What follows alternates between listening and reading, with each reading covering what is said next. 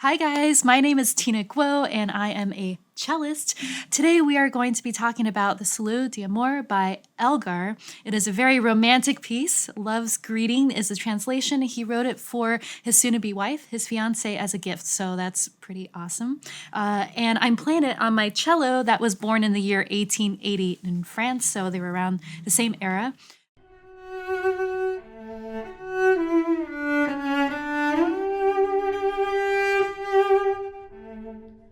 And there's a lot to analyze, even in a very short phrase, because the way that you vibrate, the way that you move the bow, the way that you move from one note to another can translate all kinds of different emotions, including, I think, sweetness. So the first thing to break this down, I think vibrato, which everybody always talks about, is a really big thing because vibrato is really like your tone, as opposed to, say, if you played electric guitar, electric cello, your tone comes a lot from your fingers, but it's also in the settings that you use, the equipment, the pedals, the effects. But in classical music, all we have are our fingers. So all of the tone comes from, to me, really mostly your left hand and then also the right bow arm. And so for vibrato, one of my favorite kind of like exercises is to train your fingers, because we have finger vibrato, we have hand-based vibrato, wrist vibrato, elbow, like whole arm vibrato, and to be able to actually hear the difference in all of them.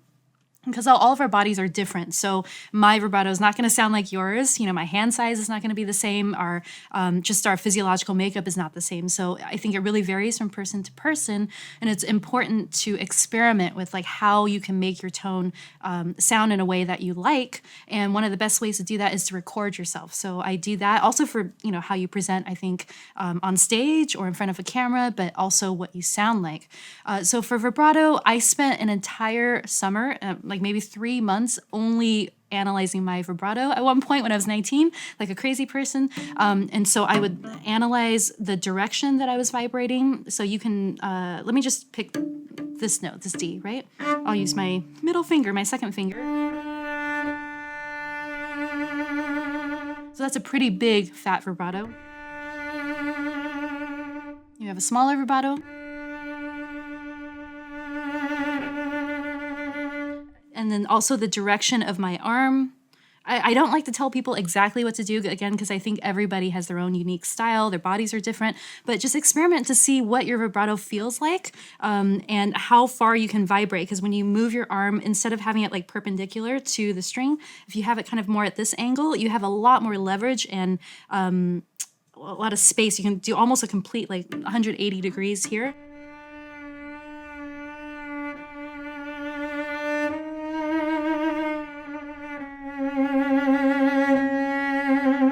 That's one of the questions I get the most, is about like the vibrato, the tone, as opposed to just, which is not bad either. But I think if you build a foundation of having kind of a mastery and understanding of your fingers and the different directions that it can move, the different tones that you can make, it'll help you in all kinds of different music and all kinds of different songs. But going back to this piece, so in the very beginning, the first few notes, because it's very sweet, I don't want to be too dramatic, so I'm not going to go, because that's, I think, a little much. But in the beginning, if we start just with very, very light vibrato, right? There might be some notes that you don't vibrate at all. So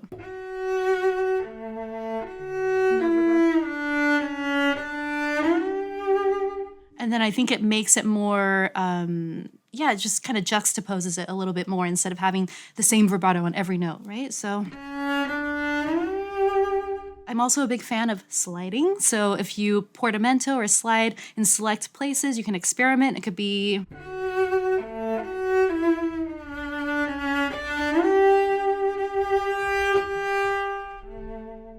okay, so I've played for you the first few bars of the piece, and the melody comes in again the second time with a little bit of a change leading into the next part. And so I like to think about, you might want to think about, how do I make it sound different? How do I make it sound like it's going somewhere, it's carrying forward? So the first time I play everything more with a more delicate open sound, so not like a really dramatic vibrato. So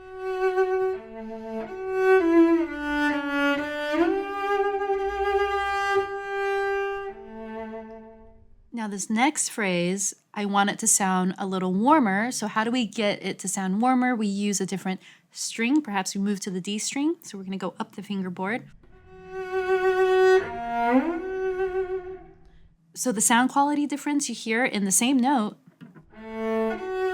and then it's very, very different, right? So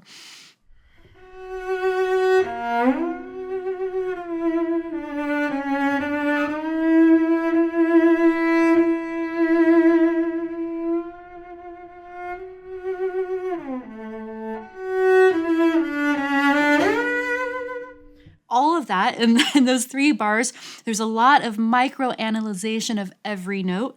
So I do like to go in and I'll try, like, every possible iteration that I can think of how to move from one note to another, and then play it over and over and over, and then listen to what I personally like.